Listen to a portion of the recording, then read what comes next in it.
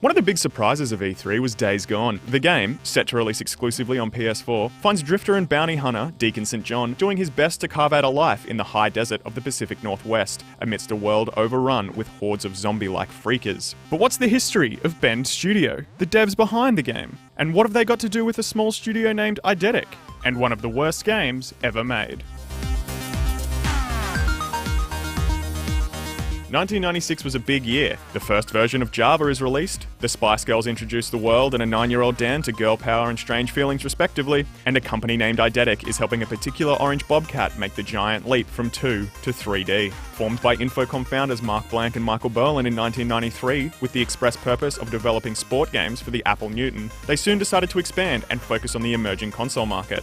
Their first game, released on Halloween, was the horrific Bubsy 3D. The game was universally panned and has gone on to be cited as one of the worst video games ever made. The control scheme, grating music, and the bland, sparse polygonal worlds all added up to a game about which GameSpot said, of all the 3D action games out for the PlayStation, Bubsy 3D is the least fun. The lackluster performance of the title and general inexperience of the small team didn't deter Sony, who put them in touch with a producer from 989 Studios who was seeking to develop an action espionage thriller. Originally conceived as just a name and a one-page synopsis, according to creative director John Garvin, Syphon Filter was another immensely difficult project for the burgeoning studio. The game came close to cancellation several times, as the devs didn't know anything about making realistic shooters set in a spy world. The team missed deadlines, revamped mechanics, and continually changed the story. Originally intended to be a science fiction-oriented story about a group of kidnapped scientists being forced to build a time machine, the storyline was finally changed to focus on the shadowy agency agent Gabriel Logan and his partner as they investigate an emerging bioterrorist threat in the form of the Syphon Filter virus. Much of the story was delivered in-game in the form of radio communications, with brief between-mission cutscenes serving to highlight the bigger,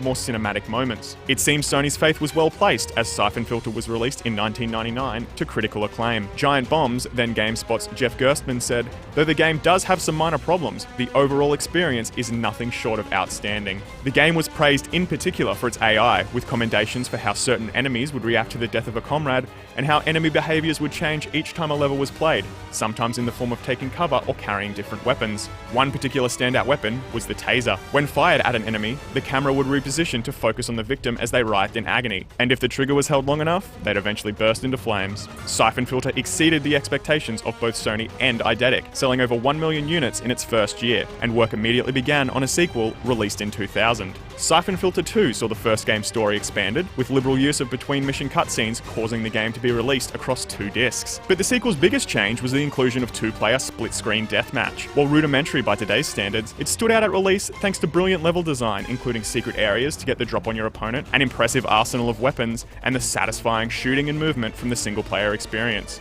Shortly after Syphon Filter 2 was released, Sony acquired Eidetic and the company was renamed Bend Studios.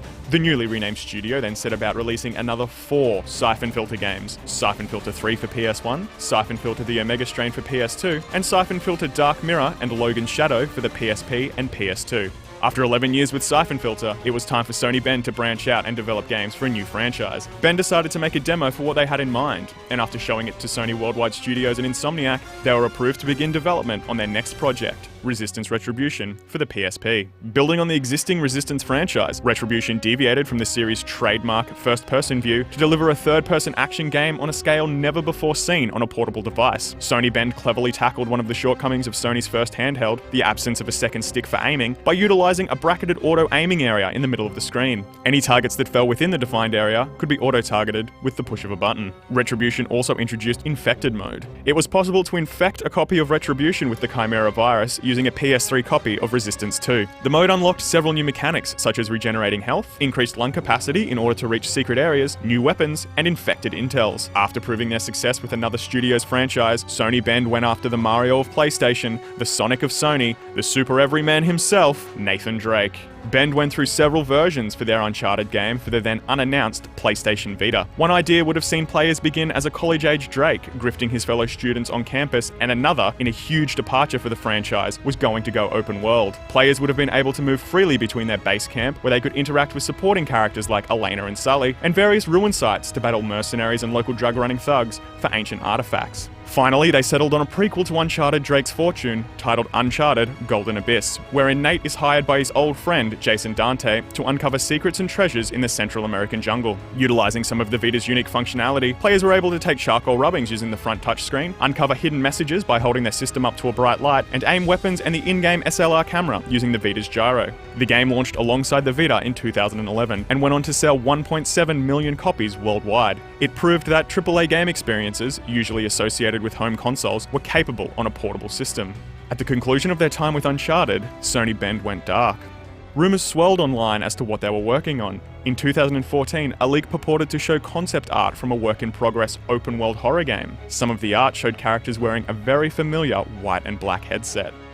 The Bend logo fades onto the screen at Sony's E3 conference. Days Gone kicks off the conference's trailer block with an affecting human look at its tortured protagonist and post-apocalyptic world, before closing out Sony's conference with a 6-minute gameplay presentation highlighting the impressive freaker hordes and environmental gameplay. After 5 years of silence, Bend are back, and from the looks of it, they're coming back bigger than they've ever been before. So, that's a briefish history of Sony Bend. Have you checked out any of their games over the years? And what do you think of what we've seen of Days Gone? Make sure to let us know in the comments, and for more on Days Gone, keep it parked at GameSpot.